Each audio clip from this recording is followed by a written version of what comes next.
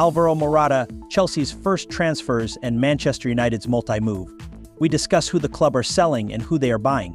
We talk about this and much more today.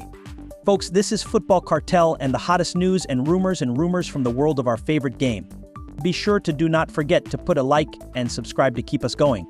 Work, after all, the Euros have started and there will be a lot of news. Well, I wish you a pleasant viewing.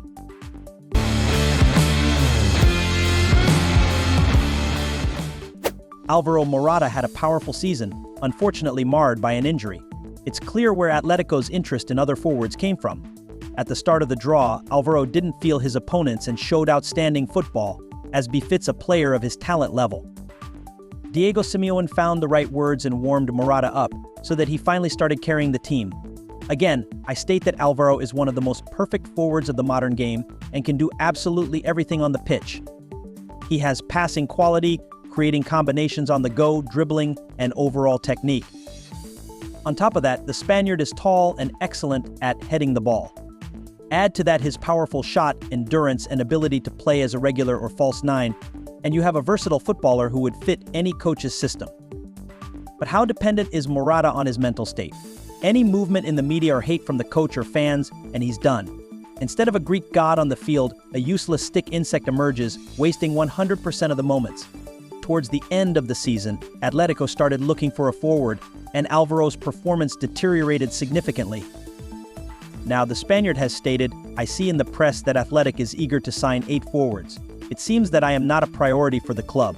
In October, I will turn 32. I cannot stay at Atletico and not play." Dear Alvaro, if you spent less time reading the press, you might be more useful. According to journalists, Morata's options include a return to Juventus, a trip to the Saudi Arabian sands, or retirement in the USA.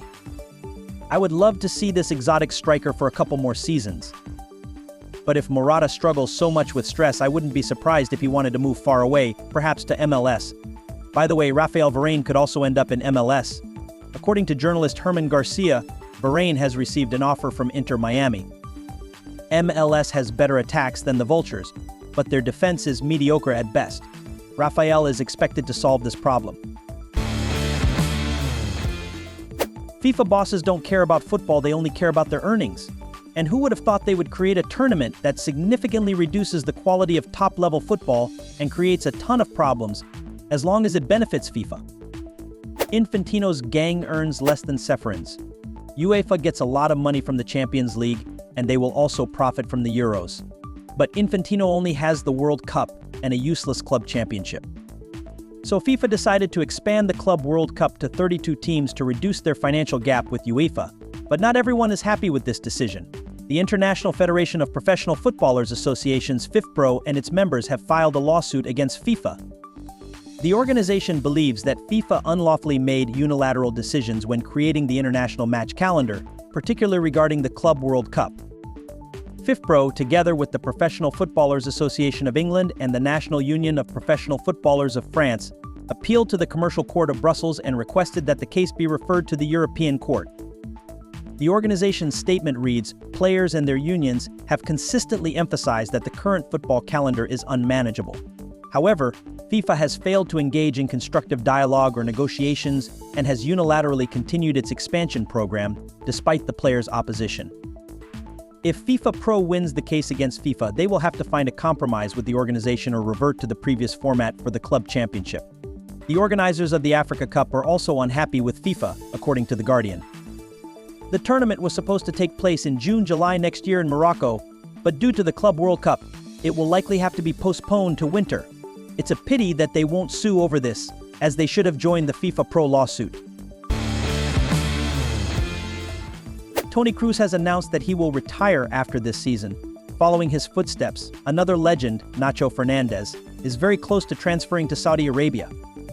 Sergio Ramos, please, bro, come to me in MLS didn't work. Karim Benzema and higher salaries were more convincing.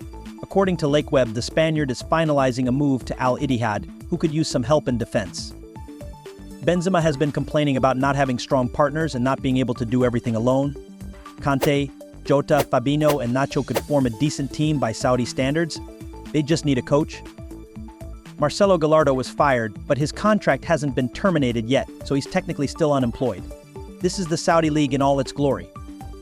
Nacho will earn €40 million in 2 years at Al Ittihad. It's not a bad deal, and after 21 years at Real, the Spaniard deserves this pension. Real are already looking for his replacement, with Euro considered as one of the options. But there is also an alternative, and it's not any cheaper.